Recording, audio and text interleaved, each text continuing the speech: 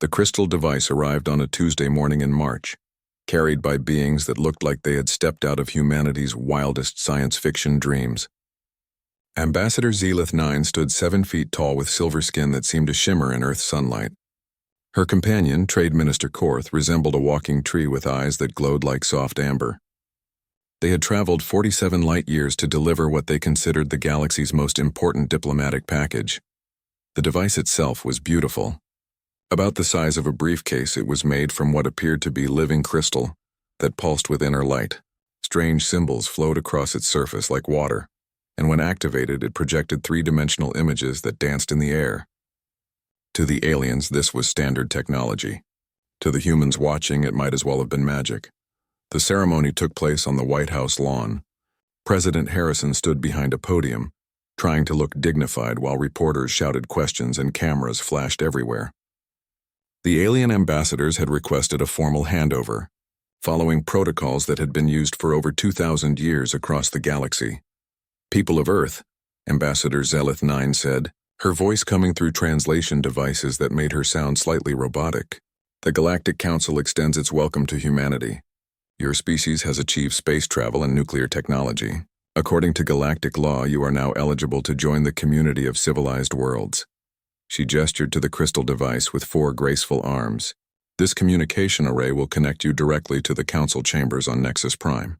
Through it, you will receive important updates about galactic law, trade opportunities, and cultural exchanges.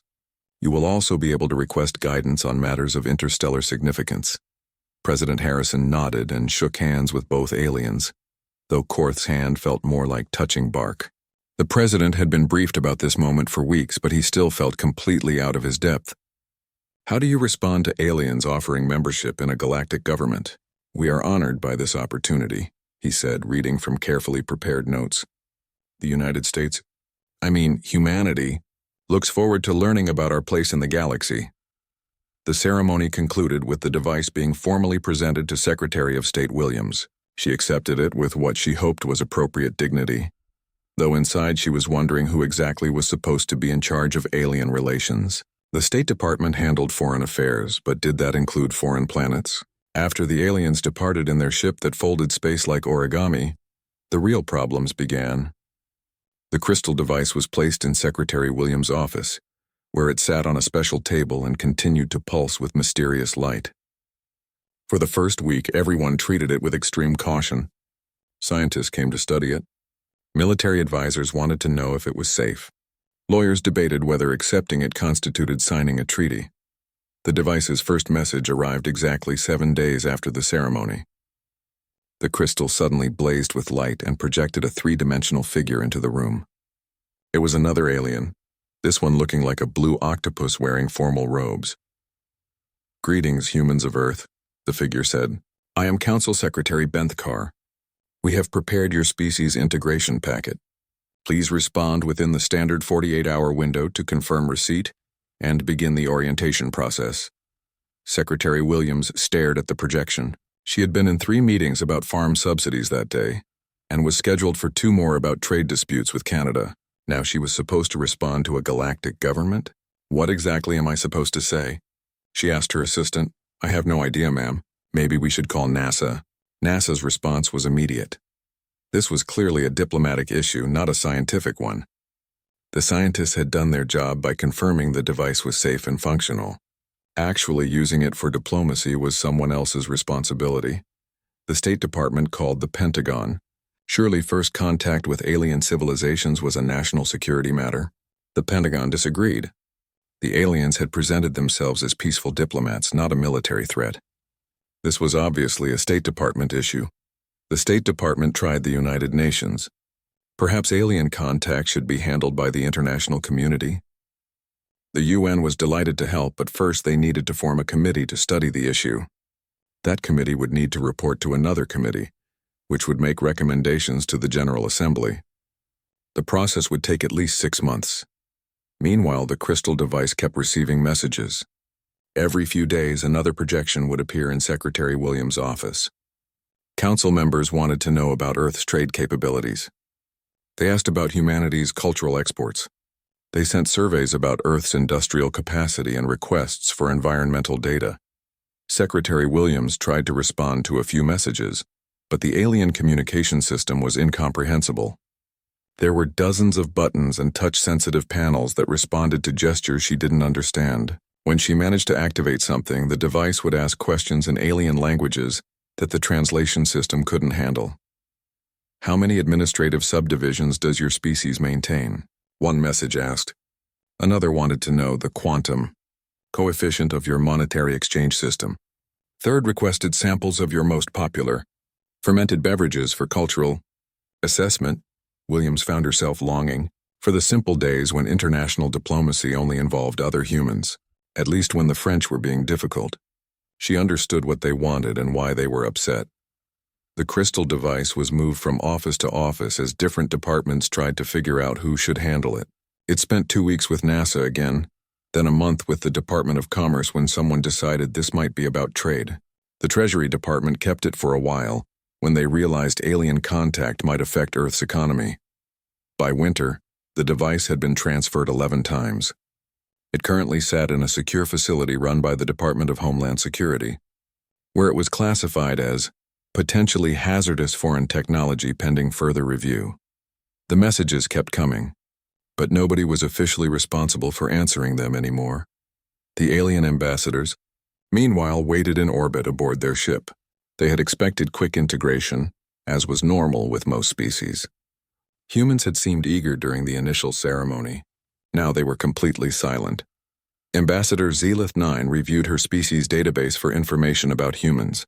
Perhaps they needed more time to adapt to the technology. Some species required months of training before they could use communication systems effectively. Maybe they're experiencing cultural shock, suggested Trade Minister Korth.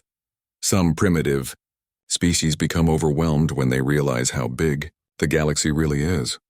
Or perhaps they don't understand the urgency, Zalith 9 replied. Their planet has no immediate threats, so they might not see the value in galactic protection. They sent increasingly simple messages, thinking that complexity might be the problem. Instead of formal diplomatic language, they used basic concepts. Instead of detailed trade proposals, they sent simple friendship greetings. Still no response from Earth.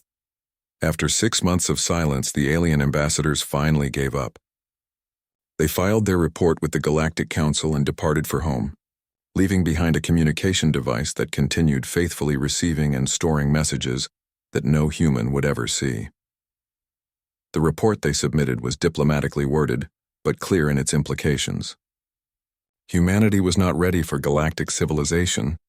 The species showed promise but lacked the basic communication skills and governmental organization necessary for council membership. Perhaps they would be ready in another century or two. Back on Earth, the crystal device sat in its secure facility, still pulsing with light and receiving messages from across the galaxy. Nobody remembered exactly why it was there or who was supposed to be watching it. The file had been marked low priority periodic review and assigned to a junior analyst who had been transferred to another department. The galaxy's most sophisticated communication system had become Earth's most expensive paperweight, and nobody seemed to notice or care. Humanity continued its chaotic progress into space, completely unaware that they had just ignored the most important invitation in galactic history. 3 years passed while Earth's alien communication device collected digital dust in a government warehouse. The galaxy's invitation to join civilized society sat ignored, but humanity was far from idle. What the Galactic Council interpreted as primitive silence was actually business as usual for a species that had never learned to slow down. Dr. Sarah Chen stood on the observation deck of Lunar Base Armstrong, watching construction crews install the base's third expansion module. Through the transparent aluminum windows, she could see workers in advanced spacesuits moving with practiced efficiency in the low gravity. What had started as a small research station was becoming humanity's first permanent off-world city. The new mining operation on Ceres is ahead of schedule, reported her assistant, Mark Torres, reading from a tablet that would have impressed most galactic civilizations. They've already extracted more rare metals in 6 months than the projections estimated for a full year. Sarah nodded, but her attention was drawn to the construction of launch platform 7. Humans had approached space development the same way they approached everything else, with reckless enthusiasm and complete disregard for what others considered impossible. Are you sure it's safe to build rocket platforms directly on the lunar surface? Asked Dr. Elizabeth Park, a visiting scientist from the European Space Consortium. The vibrations from launches could damage the base structure. That's why we built everything on shock absorbers, Sarah replied with a grin. Besides, if something goes wrong, we'll just redesign it and try again. That's how we figured out everything else. This attitude perfectly summarized humanity's approach to space exploration. While other species had spent millennia perfecting their technology before venturing beyond their home systems, humans had started colonizing space while their rockets still occasionally exploded on the launch pad. The Galactic Council's monitoring stations had been tracking this chaotic expansion with growing alarm. Their automated sensors reported activities that seemed impossible for such a young species. Humans were mining asteroids with equipment that should have taken centuries to develop. They had established permanent bases on worlds that Council databases marked as uninhabitable death traps. Council observer Yenth Prima floated in her biofluid tank aboard the monitoring station, hidden in the asteroid belt, reviewing the latest reports from Sol system. Her species communicated through color patterns in their translucent skin, and right now she was flashing deep purple with worry. The humans have launched another expedition to their gas giant's moons, she reported to her superior. They're using fusion rockets and artificial gravity systems. According to our development models, they shouldn't have that technology for at least another 300 years. Her supervisor, Senior Observer Cath 9, examined the data with his compound eyes. His insectoid features showed confusion as he processed the information. Perhaps our models are incorrect, he suggested. Some species develop technology in unexpected directions. The humans might be more advanced than we initially assessed. That's not the concerning part, Yenth Prima replied, her skin now cycling through alarmed orange patterns. Look at how they're using the technology. They sent colonists to Europa before they had reliable life support systems. Half their expeditions are basically suicide missions that somehow succeed through pure luck and determination. The latest report from Jupiter system was particularly disturbing. Humans had established a research base on Io, one of the most volcanically active bodies in the known galaxy. The Council's own surveys had classified it as absolutely unsurvivable for any known life form. Yet somehow, human scientists were living there and conducting experiments in conditions that would kill most galactic species instantly. Even more alarming was humanity's approach to danger. While other species developed technology to avoid risk, humans seemed to seek it out deliberately. They sent expeditions to explore the edges of solar storms. They built mining platforms inside asteroid belts where constant collisions were inevitable. They even sent research probes directly into their sun's corona, just to see what would happen. They appeared to view danger as entertainment, Yenth Prima observed. Our cultural analysis suggests they deliberately engage in life-threatening activities for pleasure. Some of them strap themselves to controlled explosions and call it recreational. The Council's anthropologists had been studying human behavior for years, trying to understand a species that seemed fundamentally different from every other intelligent life form in the galaxy. Most civilizations developed cautiously, prioritizing safety and stability. Humans appeared to prioritize excitement and discovery, even when it might kill them. This difference became critical when the Council passed Resolution 847 Delta, the Primitive Species Protection Act. The resolution was intended to prevent young civilizations from expanding too aggressively before they developed proper safety, protocols, and diplomatic maturity. The message was transmitted to Earth's communication device with standard Council authority. Species of Sol 3 are hereby notified that aggressive stellar expansion beyond their home system is prohibited until full Council membership is achieved. Compliance monitoring will commence immediately. The message joined thousands of others in the device's memory banks. Unread and unnoticed, humanity continued building bases, mining asteroids, and pushing deeper into their solar system without any awareness that they were now technically violating galactic law. Back on Earth, the results of this expansion were becoming visible to anyone who looked up at the night sky.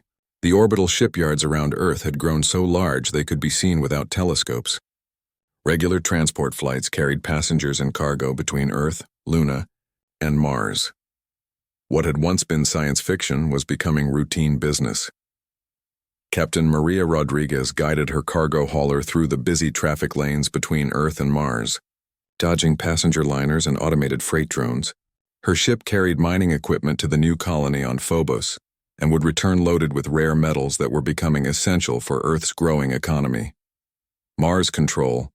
This is cargo hauler Phoenix requesting approach vector to Phobos Station, she radioed. Phoenix, you're cleared for approach vector 7. Be advised, there's construction activity on the station's north dock. Maria smiled as she watched the red planet grow larger on her view screen. 5 years ago, Mars had been an impossible dream. Now it was just another routine destination, like flying from New York to London had been for her grandmother. The transformation was happening everywhere.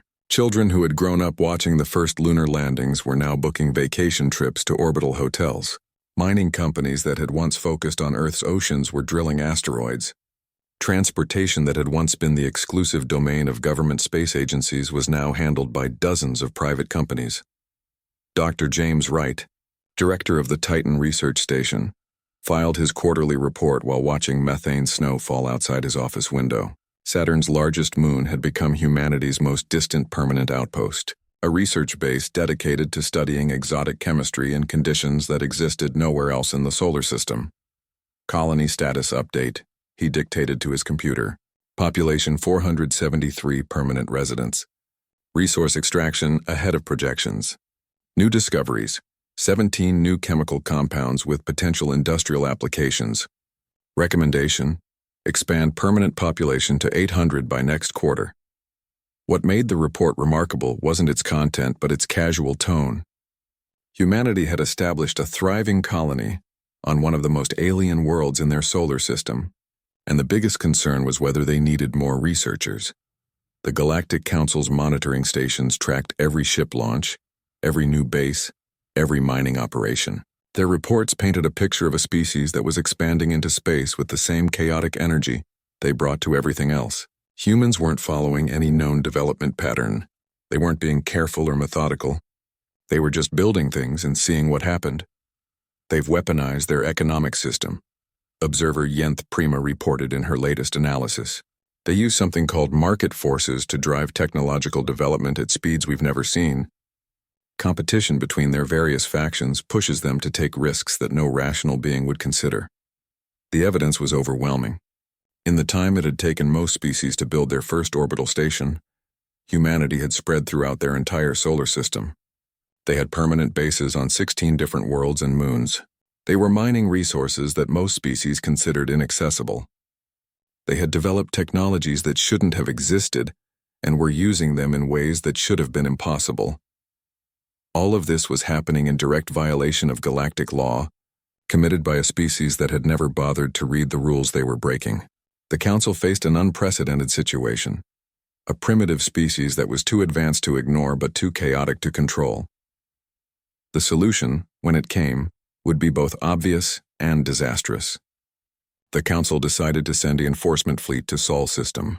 They would make contact with humanity properly this time, explain galactic law clearly, and ensure compliance with Council regulations. What they didn't understand was that humanity's greatest strength had never been their technology or their courage.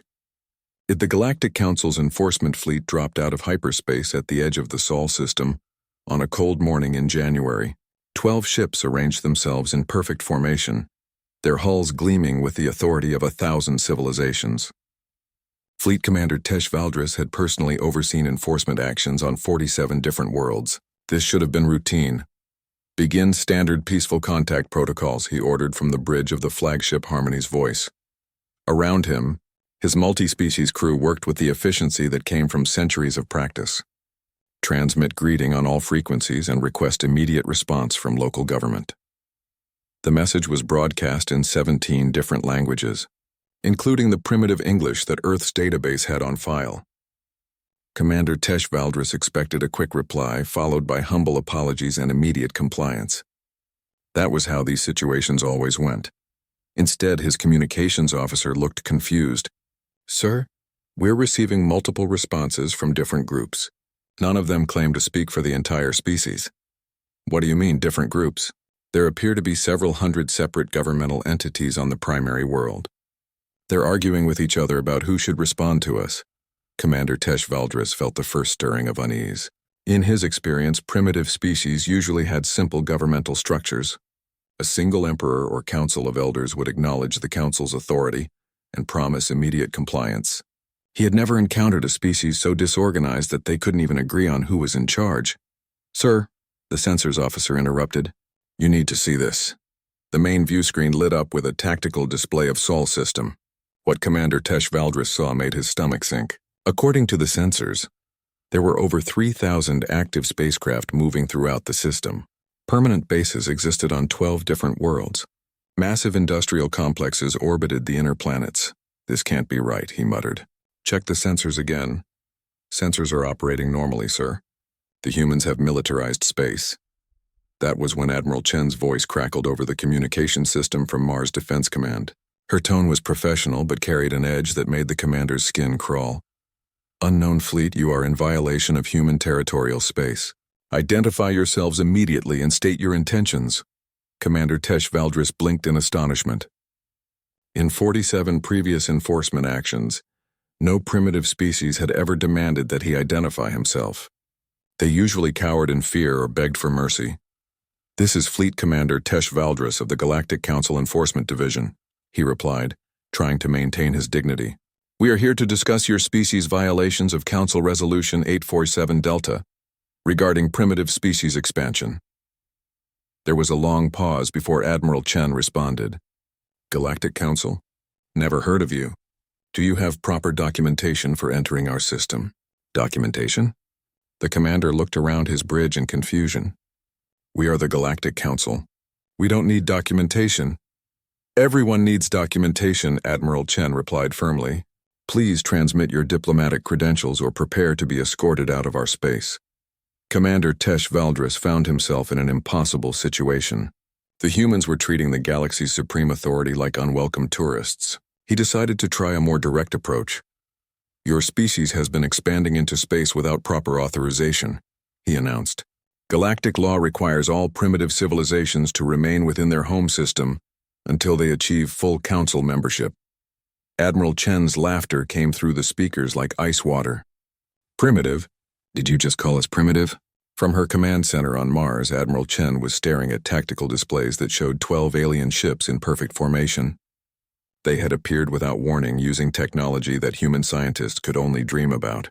But instead of announcing peaceful intentions or requesting permission to visit, they had immediately started making demands and calling humanity primitive. "Colonel Rodriguez," she called to her chief of staff. "Are we still at DEFCON 3? "Yes, ma'am.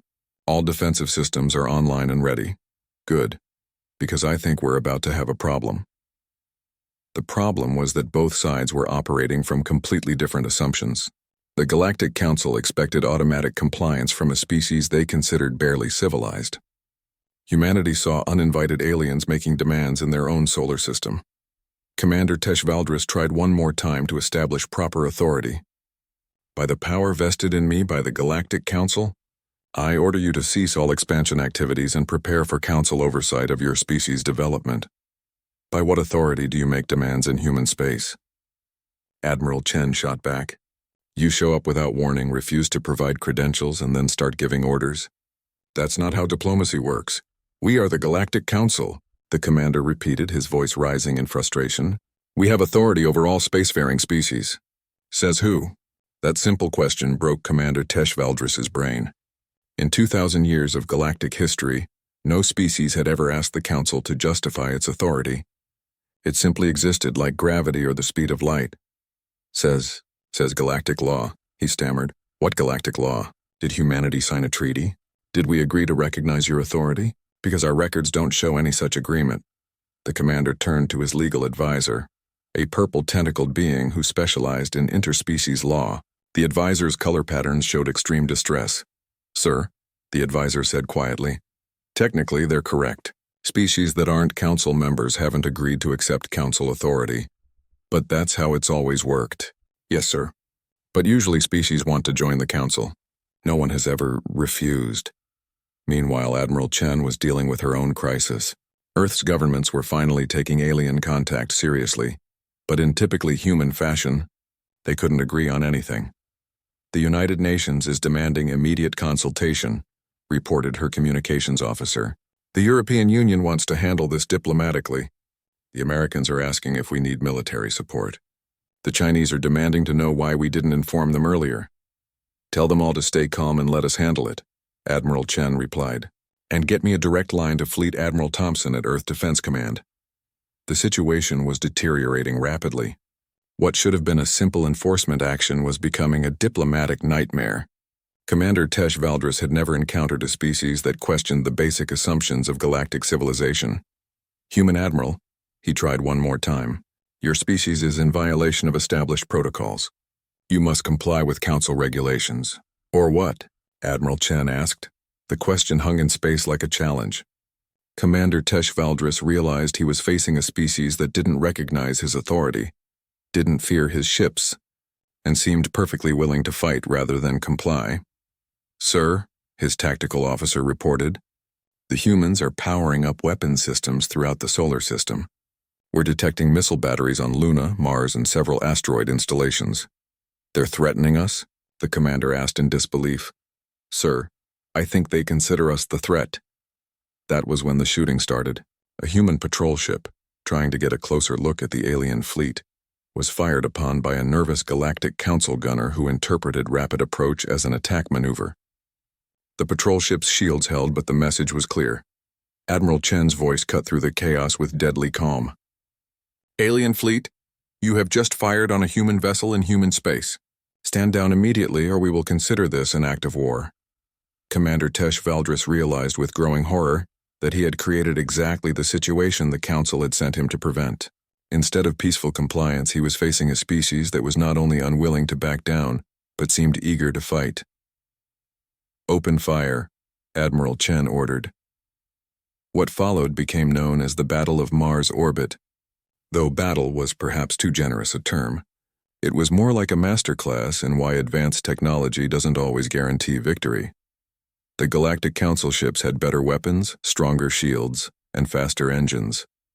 They should have won easily, but they had never fought anyone who used tactics like ramming attacks, sacrificial gambits, and psychological warfare designed to create terror rather than achieve tactical objectives. Human ships accelerated directly toward alien vessels, forcing them to choose between collision and retreat. When the aliens retreated, human fighters swarmed through the gaps in their formation. When the aliens tried to maintain formation, human ships rammed them at full speed, sacrificing themselves to damage superior vessels. Commander Tesh Valdris watched in horror as his perfectly organized fleet was torn apart by humans who fought like they were insane. They used mining charges as weapons, turned cargo haulers into missiles, and coordinated attacks with a precision that seemed impossible for such a chaotic species. "They're not fighting to win," his tactical officer reported with confusion. "They're fighting to hurt us as much as possible," the commander finally understood. The humans weren't trying to defeat the Council fleet in conventional terms. They were sending a message that would echo across the galaxy: attacking. News of the Council fleet's defeat spread through galactic civilization like a virus, jumping from system to system through the quantum communication networks that connected every member world. For the first time in over 2 millennia, the Galactic Council's authority had been challenged, and the challengers had won. Ambassador Yeth Kalar of the Meridian Republic read the battle report for the 3rd time, her crystalline features reflecting the blue light of her office's data displays. As one of the Council's most senior diplomats, she had witnessed the rise and fall of dozens of civilizations. None of them had ever done anything like this. The humans destroyed 4 enforcement vessels and damaged 8 others. She reported to her aide, a young diplomat whose skin was flickering with nervous purple patterns. They accomplished this using primitive kinetic weapons and suicidal attack tactics that our military databases don't even recognize. Perhaps Commander Tesh Valdris exaggerated the report to cover his failure, the aide suggested hopefully. "I considered that possibility," Ambassador Yeth Kalar replied, "so I contacted the Vorthan Trade Collective. Their merchant ships were in the Sol system during the battle. They confirm every detail." The aide's skin shifted to alarmed orange. The Vorthans were known throughout the galaxy for their absolute honesty in business dealings. If they confirmed the human victory, it had definitely happened. Similar conversations were taking place on thousands of worlds throughout galactic space. The impossible had become undeniable, and the implications were spreading like wildfire through civilizations that had never questioned the Council's ultimate authority. On the industrial world of Kaith Prime, Factory Supervisor Gorth 7 gathered his workers around the communication array to hear the latest updates from the galactic news networks. The workers were a mix of species, all united by their shared status as productive members of galactic society. The Council has classified all information about the Sol System incident, Gorth 7 announced. Official reports state that the enforcement fleet completed its mission and returned to base. One of his workers, a young Sephiri female whose tentacles writhed with curiosity, raised a question. Then why are there independent reports of Council ships requesting emergency repairs at 3 different starports? Gorth 7 checked his personal communication device, which had been receiving unofficial updates from friends throughout the galaxy. The picture that emerged was disturbing and exciting in equal measure. The humans apparently refused to acknowledge Council authority, he said quietly. They demanded that the Council prove its right to make laws for species that never agreed to join. The workers exchanged glances. This was exactly the kind of question that none of them had ever been brave enough to ask, but all of them had wondered about. How had the Council gained the right to speak for every intelligent species in the galaxy? When had their own people agreed to give up sovereignty to a distant government they had never elected? These dangerous thoughts were spreading throughout galactic civilization as news of humanity's defiance reached more and more worlds. Species that had accepted Council authority for generations suddenly began asking uncomfortable questions about consent, representation, and the right to self-determination. The Council's response was swift and decisive. Emergency Session 1847 was called to address what official documents, referred to as the Sol System, irregularity. The Great Chamber on Nexus Prime filled with representatives from 847 different worlds, all of them demanding answers. Council Chairman Prex Omega stood at the central podium, his ancient form radiating the authority of office. His species had been founding members of the Council 3,000 years ago, and his family had held leadership positions for most of that time. Fellow representatives, he began, his voice carrying the weight of centuries. We face an unprecedented challenge to galactic order. A primitive species has rejected our authority and used violence against our peacekeeping forces. The chamber erupted in discussion as representatives tried to process this information. Violence against Council forces was theoretically possible, but practically unthinkable. Most species considered the Council's authority to be a fundamental force of nature, like gravity or electromagnetic radiation. Representative Keth Vosh of the Andromedan colonies raised his mechanical arm for attention. His people had been conquered by the Council 1,500 years ago and had never quite forgotten the experience. Chairman Prex Omega, he said formally, what specific legal authority did we claim when we demanded human compliance? The chairman's response was automatic. The Council's authority derives from our responsibility to maintain galactic peace and order. But the humans never agreed to accept that authority, Representative Keth Vosh continued. They were never given the choice to join or refuse membership. We simply declared that they were subject to our laws. The uncomfortable silence fell over the chamber. The question touched on something that most representatives had never seriously considered. The Council's authority had always been presented as natural and inevitable, not as something that required consent from those being governed. Representative Ceylon 9 from the corporate system stood up, her business-like manner cutting through the philosophical confusion. Are we seriously debating whether we have the right to govern?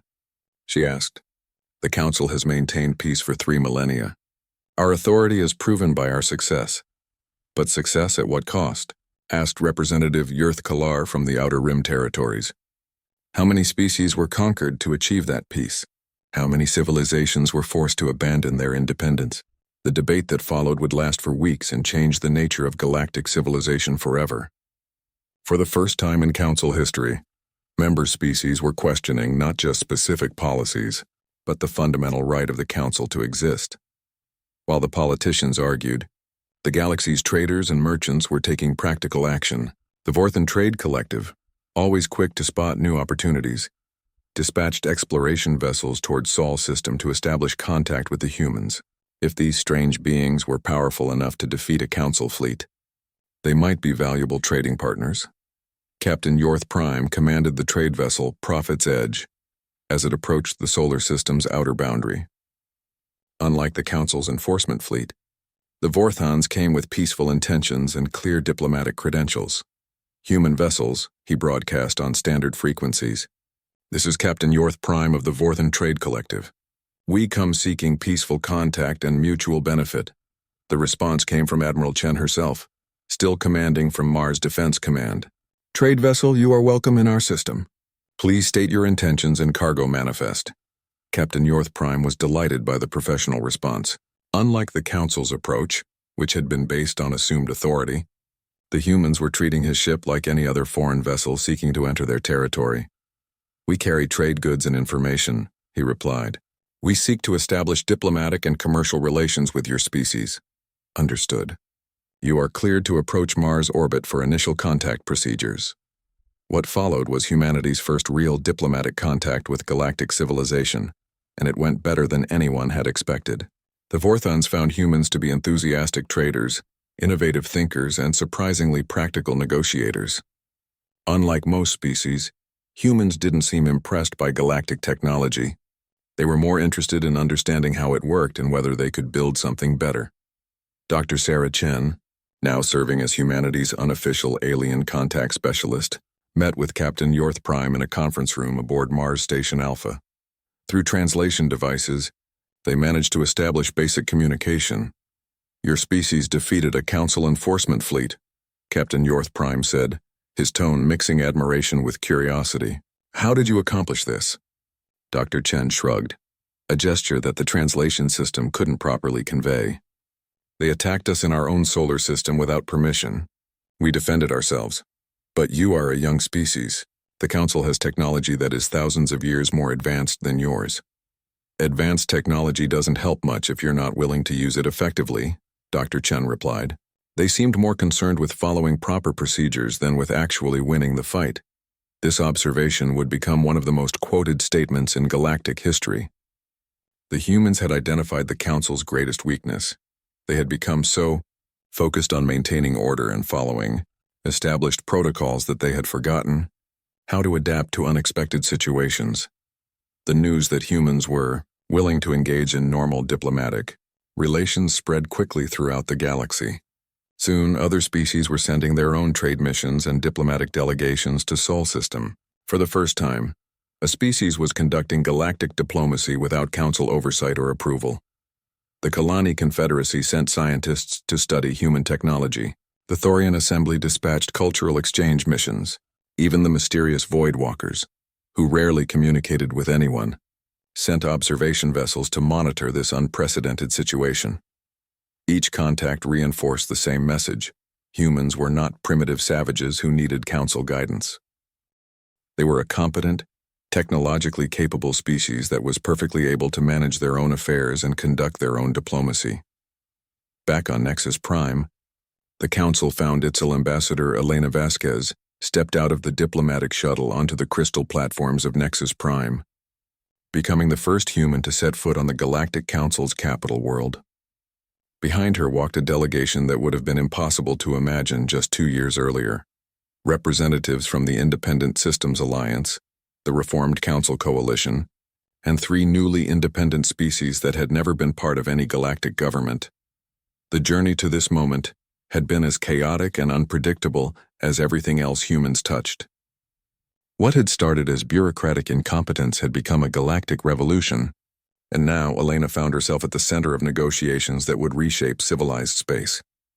The architecture is impressive, commented Dr. James Wright, the former Titan colony director who now served as humanities science advisor, though I have to wonder about the practical efficiency of building everything out of crystal.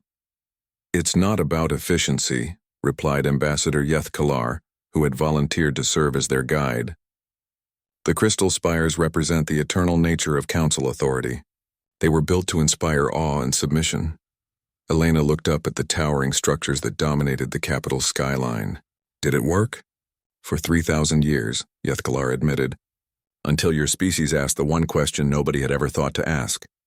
The question, of course, was the same one that had started this whole mess. Says who? It had taken the galaxy 2 years to find an answer, and the process had been anything but smooth. The first crisis had come when the Council attempted to reassert its authority by sending a larger fleet to Sol system. This time, however, they arrived to find the system defended not just by human forces, but by ships from 12 different species that had formed defensive pacts with humanity. The battle that didn't happen became more famous than the one that did. Council Fleet Admiral Zeth Corvus found himself facing a multinational force that included Vorthan trade vessels armed with human weapons, Kilani science ships bristling with experimental technology, and Thorian cultural exchange vessels that had somehow been converted into carriers for human fighter craft. Admiral, his communications officer had reported, the human commander is requesting that we submit to inspection before entering their system. Inspection? They want to inspect a council fleet? Yes, sir. They're citing something called standard customs procedures for foreign vessels entering sovereign territory. Admiral Zeth Corvus had stared at the tactical display showing dozens of ships from species that should have been loyal council members, all of them apparently willing to fight alongside humans against council authority. Admiral Chen, he had transmitted to the human commander. The Galactic Council demands that you stand down and surrender your allies for violating their council obligations. Admiral Chen's response had become legendary throughout the galaxy. Admiral Zeth Corvus, the Independent Systems. Alliance politely suggests that the Galactic Council fill out the proper request forms and submit them through appropriate diplomatic channels. The Council fleet had withdrawn without firing a shot, and within 6 months, the Independent Systems Alliance had grown to include over 100 formerly loyal Council members. Elena smiled at the memory as their diplomatic party was escorted through the crystal corridors of the Council chambers.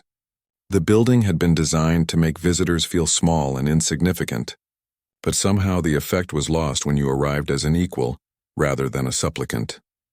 Ambassador Vasquez, Chairman Prex Omega, greeted her at the entrance to the main negotiating chamber. Welcome to Nexus Prime. Thank you for agreeing to these talks, Elena replied diplomatically. Though I have to admit, we're still not entirely sure why they're necessary. The chairman's expression showed the strain of the past 2 years. The council he had inherited from his predecessors no longer existed. Nearly half of the member species had joined the Independent Systems Alliance or declared complete independence. The remaining members were demanding major reforms to prevent further defections. Ambassador, he said carefully, the galaxy requires some form of coordinated governance. Without the council's authority, there will be chaos. Will there? Elena asked. Our species has been getting along fine without galactic governance. So have most of the Alliance members, from what I understand. This was the central question that had paralyzed galactic politics for 2 years. The Council insisted that centralized authority was necessary to prevent war and maintain order. Humanity and its allies argued that voluntary cooperation worked better than imposed authority. The evidence was becoming hard to ignore. The Independent Systems Alliance had not descended into chaos. Instead, member species were cooperating more effectively than they ever had under Council rule. Trade was booming, technological development was accelerating, and there had been no wars between Alliance members. The Alliance model is working, confirmed Representative Kethvosh, who had become the Alliance's unofficial spokesman. Species cooperate when it benefits them and maintain independence when it doesn't. It's actually more stable than the old system. But what about disputes? Chairman Prex Omega asked. What happens when Alliance members disagree? They negotiate, Elena said simply, like adults. Dr. Sarah Chen, now serving as humanity's chief negotiator, pulled up a holographic display showing the past 2 years of interspecies relations. Look at the data. Disputes between Alliance members are resolved faster and more peacefully than they ever were under Council authority. When species have the right to say no, they're more willing to say yes to things that actually benefit them. The negotiations that followed lasted for 6 months and involved representatives from over 200 different species. The final agreement, known as the Nexus Accords, created a new structure for galactic civilization that nobody had expected. The Galactic Council would continue to exist, but as a voluntary organization focused on facilitating cooperation rather than imposing authority. Member species could join or leave as they chose. The Independent Systems Alliance would be recognized as a legitimate alternative to Council membership.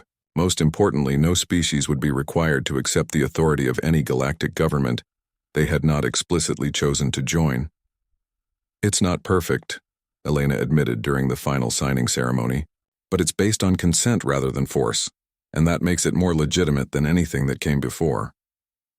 Chairman Prex Omega signed the accords with visible reluctance.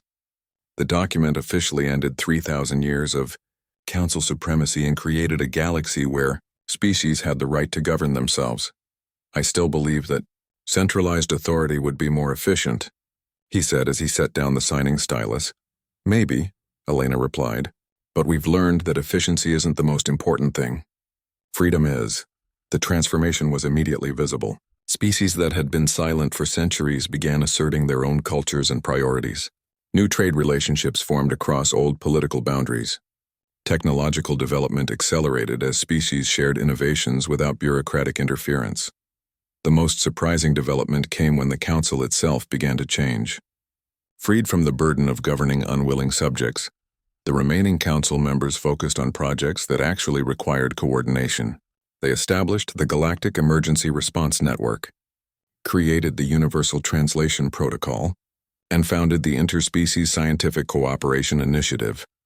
The Council is actually more effective now, admitted former Chairman Prex Omega during a visit to Earth 6 months after the Accords. When we stopped trying to control everything, we became better at the things we were actually good at. Elena met with him in her office overlooking New Geneva, where the Earth Diplomatic Corps had established its headquarters. Outside the windows, construction crews were building landing pads for the steady stream of alien visitors who came to Earth to study human government and society. Your species started something that we never could have imagined, Prex Omega continued. You showed us that authority without consent is just organized bullying. We didn't mean to start a revolution, Elena said honestly. We just thought it was rude to show up uninvited and start giving orders. That simple observation had changed everything. The galaxy now operated on principles of mutual respect and voluntary cooperation, rather than imposed authority. Species chose their own governments, negotiated their own treaties, and solved their own problems. The final irony came when technicians finally retrieved Earth's original communication device from its storage facility.